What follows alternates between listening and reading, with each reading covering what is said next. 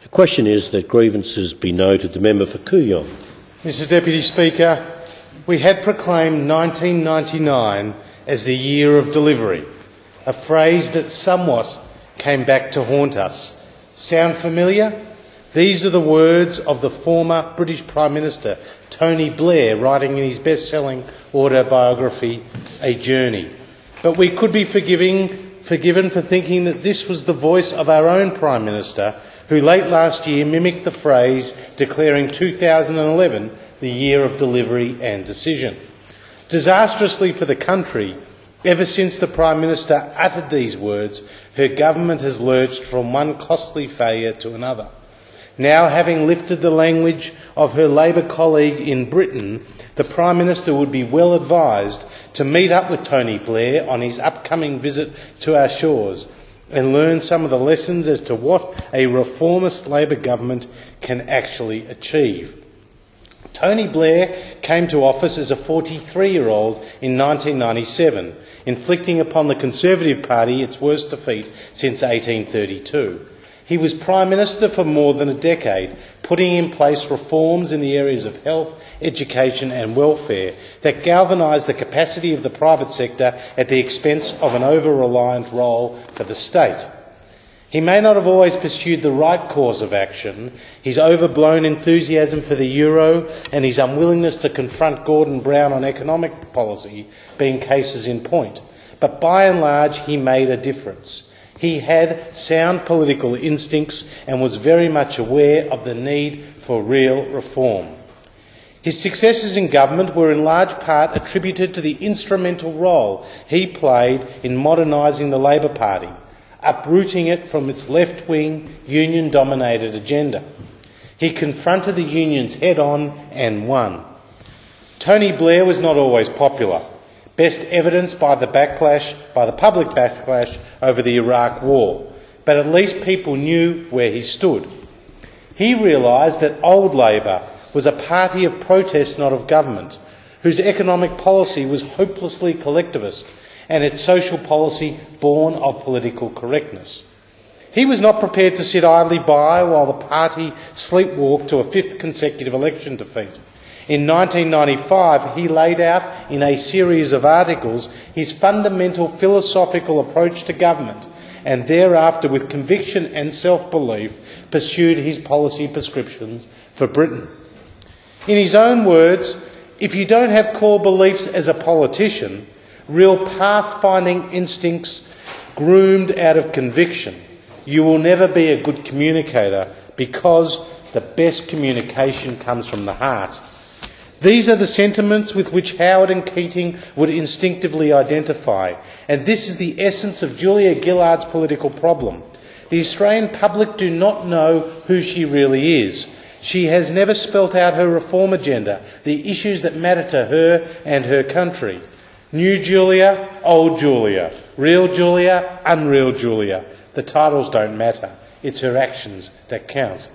The same person who was the Secretary of the Socialist Forum, endorsing its high-taxing, big government anti-American agenda, is now telling us she is committed to balanced budgets, social conservatism and all the way with LBJ approach to foreign policy.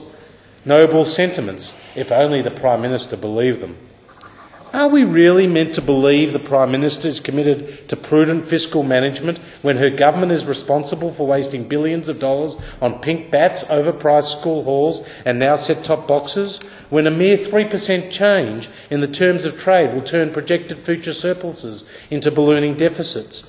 Are we really meant to believe the Prime Minister when she encourages the private sector to be involved in health and education and at the same time winds back the private health insurance rebate and seeks to cut funding for independent and Catholic schools? Yet again, a preference for state control over individual choice.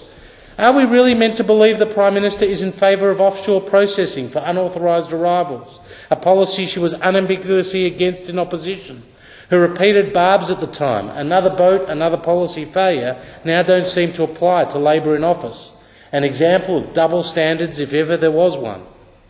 Are we really meant to believe the Prime Minister who said 6 days before the election, there will be no carbon tax under the government I lead, and then once secure in power promises to introduce the same large-scale economic-wide reform she said she never would?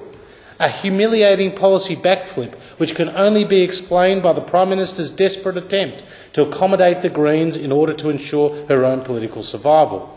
Are we really meant to believe the Prime Minister when she said the Greens will never embrace Labor's delight at sharing the values of everyday Australians, but at the same time rigidly adheres to a formal coalition agreement with the Greens, opening the door for them to dictate damaging policy outcomes affecting all Australians? Are we really meant to believe the Prime Minister when she claims she wants to boost productivity in the workplace, but at the same time outsources the government's industrial relations policies to her comrades in the emboldened union movement? And are we really to believe the Prime Minister when she said of Australian foreign policy after the coup, Kevin and I will be working together, playing those complementary roles? Then we find just last week that our Foreign Minister was off on a personal frolic in Equatorial Guinea and Kazakhstan when our key relationships with Indonesia, Malaysia and East Timor are withering on the vine. And this depressing list of underachievements for the Labor government goes on. No wonder no one can name a memorable speech from our Prime Minister. No problem naming a memorable cliche like moving forward, but when it comes to words of real leadership, the cupboard is bare. In contrast, Tony Blair has never been afraid to call it as he sees it, and his delivery could never be described as wooden. On the Green groups, he said, balance is not in the vocabulary. If you challenge them, they defend fiercely, not usually on their merits, but by abusing your motives for challenging them. A timely reminder to the Labor Party as the Greens seek a legislative voice to their deep-seated anti-market agenda. Of the unions, Blair said, in my experience, the only funders who explicitly and insistently linked money to policy, a point never lost on the union bosses who, election after election, cement their position as the Labor Party's indispensable financial backers. On the public sector, Blair said, whereas the market compels change, there is no similar compulsion in the public sector. Left to its own devices, it grows. The fact that the number of public servants under Julia Gillard is 20,000 more than Labor inherited is evidence that this is the Labor Party's definition of real jobs growth. On border protection, Blair said the reality was that the system for asylum was broken, incapable, adrift in a sea of storms and required far tougher action. Try telling this to the Gillard government, who have watered down the coalition's highly effective border protection policy by removing temporary protection visas and the Pacific solution.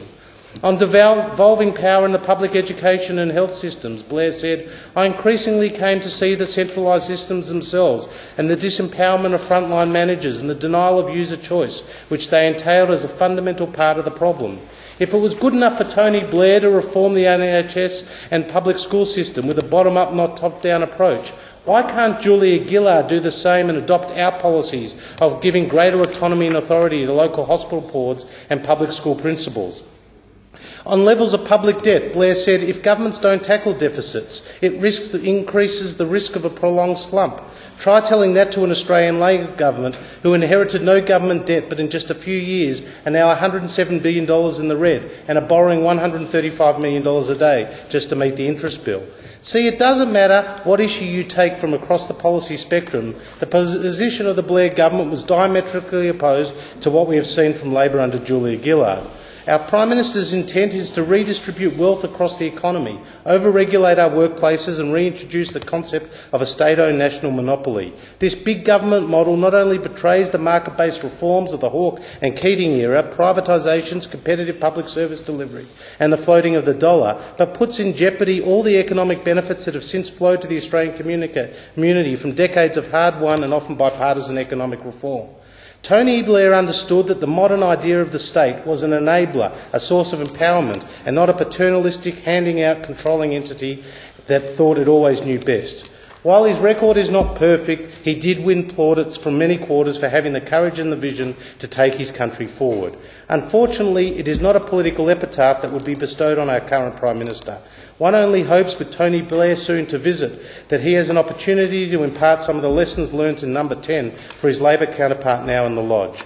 Julia Gillard may never like to admit that she takes her advice from someone named Tony, but this time I'm sure there are many on her own side that fervently hope that she does. Hear, hear.